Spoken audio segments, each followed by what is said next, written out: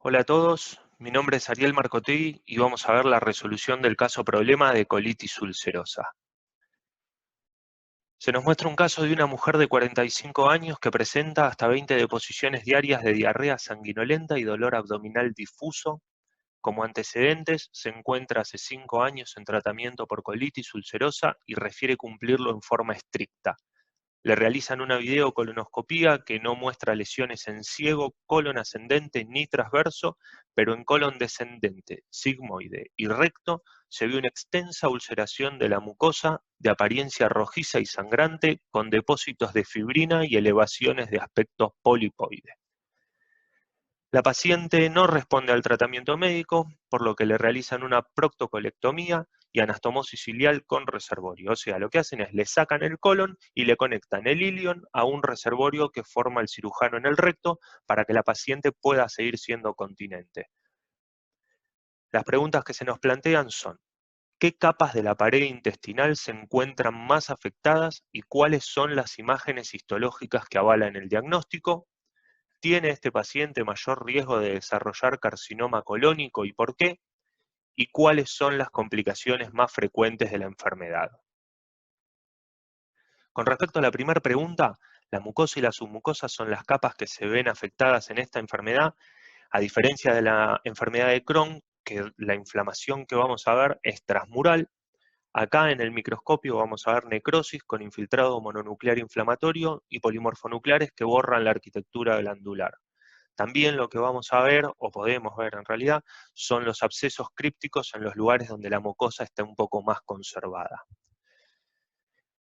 Con respecto a la segunda pregunta, en los pacientes que tienen una evolución de la enfermedad mayor a 10 años y afectación extensa del colon, tienen un mayor riesgo que la población general de desarrollar un carcinoma colónico, y las principales complicaciones son el megacolon tóxico, la hemorragia masiva, la perforación del colon y los abscesos abdominales. La colitis ulcerosa es una enfermedad que afecta predominantemente a mujeres jóvenes y compromete al colon de manera exclusiva, con lesiones continuas desde el recto que progresan de manera ascendente, comprometiendo la mucosa y la submucosa sin involucrar la muscular. Las lesiones de la mucosa van a verse en la microscopía como lesiones ulceradas con áreas de edema y hemorragia, y se pueden ver los denominados abscesos crípticos en la luz de las criptas de Lieberkühn, y una de sus mayores diferencias histológicas con la enfermedad de Crohn es que no presenta granulomas en su morfología. Dentro de las complicaciones de esta enfermedad tenemos al megacolon tóxico y a la displasia que nos va a predisponer a la progresión a los carcinomas. Los pacientes que están en máximo riesgo son los pacientes con pancolitis de más de 10 años de evolución. La pancolitis es cuando se afecta la totalidad del colon. Con respecto a la morfología de la colitis ulcerosa, lo que vamos a ver generalmente es una afectación de todo el colon con formación de pseudopólipos inflamatorios. Fíjense que en la macroscopía podemos ver estas formaciones que protruyen hacia la luz del intestino, que son los pseudopólipos inflamatorios.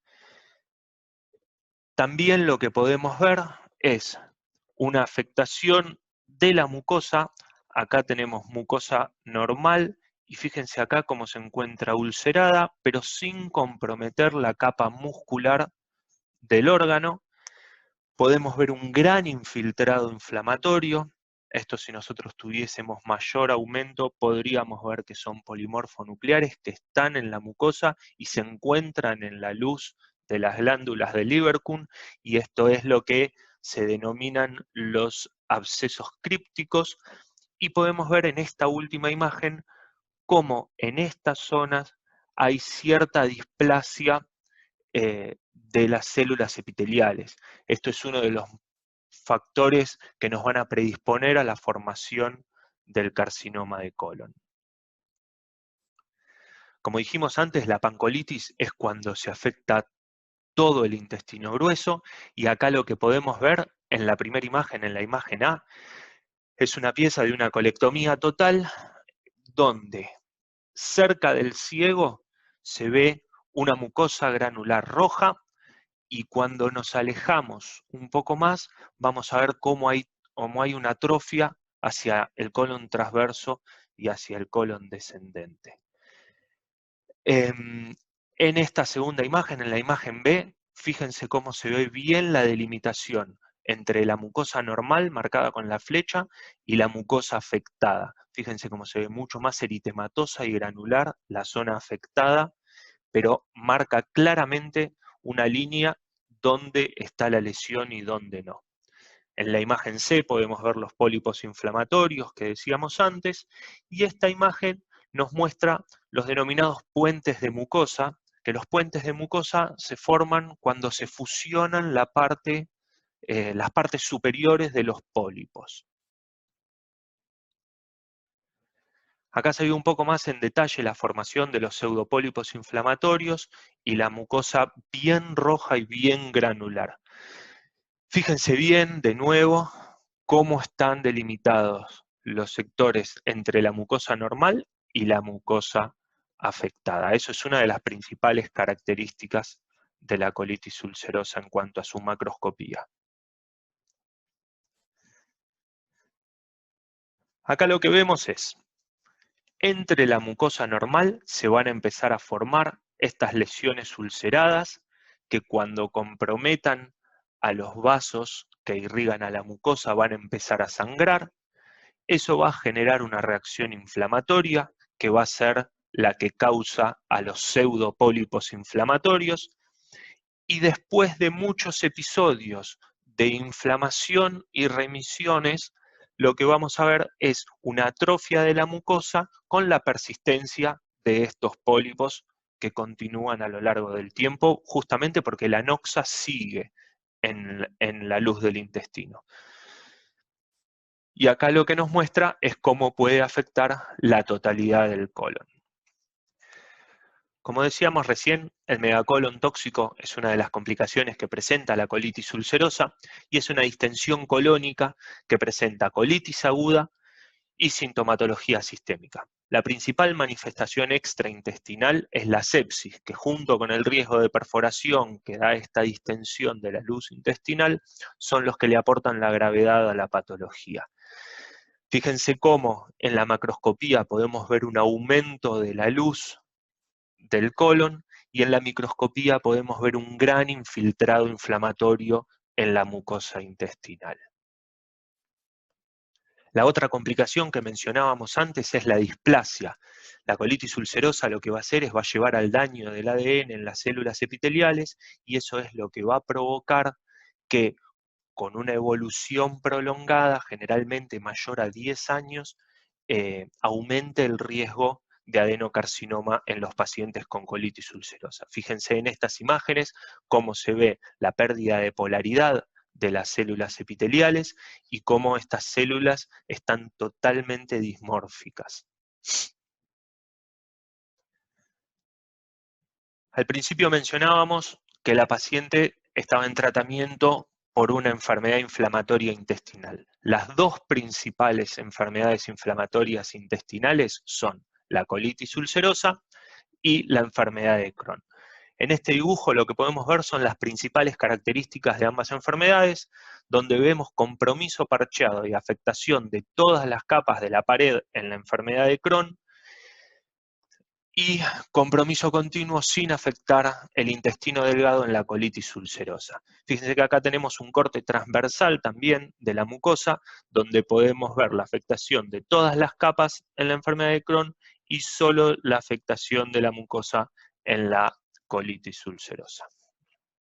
Esta es una tabla que nos muestra las principales diferencias, tanto morfológicas como clínicas de las dos patologías.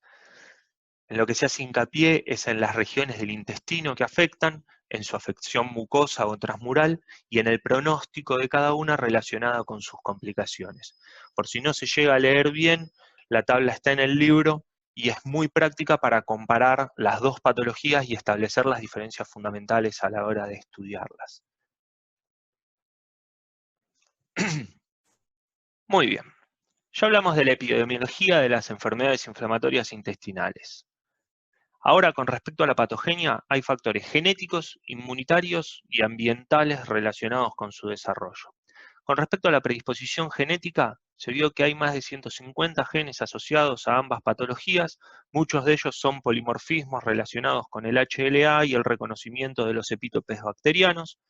También se vio, dentro de los factores ambientales, que el tabaquismo, los AINES y la composición de la flora normal colónica pueden ser determinantes en desencadenar las respuestas inflamatorias que, de perdurar en el tiempo, producen un estado proinflamatorio que es el que va a contribuir al desarrollo de la patología.